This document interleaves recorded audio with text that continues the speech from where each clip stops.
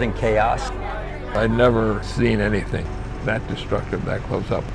In 1964, Alaska was shaken by the largest U.S. earthquake ever recorded, magnitude 9.2.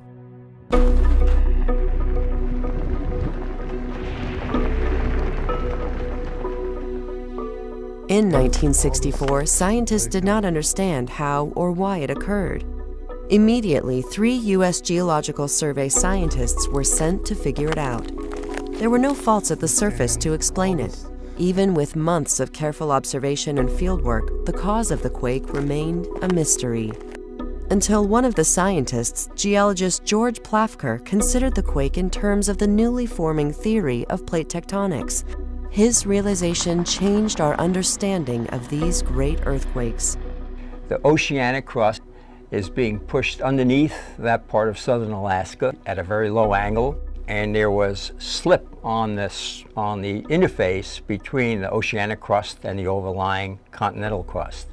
These two crusts are converging at the dramatic rate of 1.5 inches each year. Periodic slip between the crusts produces great quakes, which Plafker called megathrust earthquakes. Scientists now recognize the distinctive patterns of uplift and downdrop at the Earth's surface, characteristic of these quakes. One of the obvious things that everybody wants to know when you have an earthquake like this is how frequently do they occur? Could you have one tomorrow, or is it thousands of years? By drilling 50 feet into the Earth and taking core samples, Plafker and his team discovered 9 megathrust earthquakes had occurred in south-central Alaska over the past 5,500 years. The average time span between these quakes is 630 years.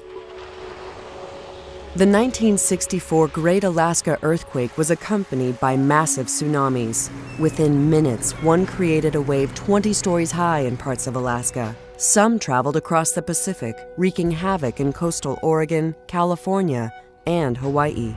The widespread damage and loss of life from this earthquake led to a determination to use science to save lives in the future. South Central Alaska here is the infrastructure center of the state, and it's also by far the largest population center of the state.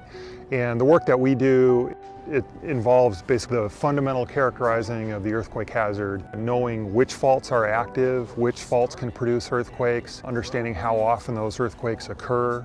And another part is understanding the local tsunami hazard. Legacies from the 1964 Great Alaska Earthquake and Tsunami include the USGS Earthquake Hazards Program, NOAA's round-the-clock tsunami warning centers, the Advanced National Seismic System, resulting in seismic hazard maps and improved building codes. Altogether, these programs can help predict strong ground motions from future earthquakes and minimize risks. For one example, scientists learned that Valdez was so unstable and at such risk for earthquakes that the town was moved. The 1964 Great Alaska Earthquake changed our understanding of quakes and tsunamis and had a profound and lasting impact on how scientific knowledge can be used to help.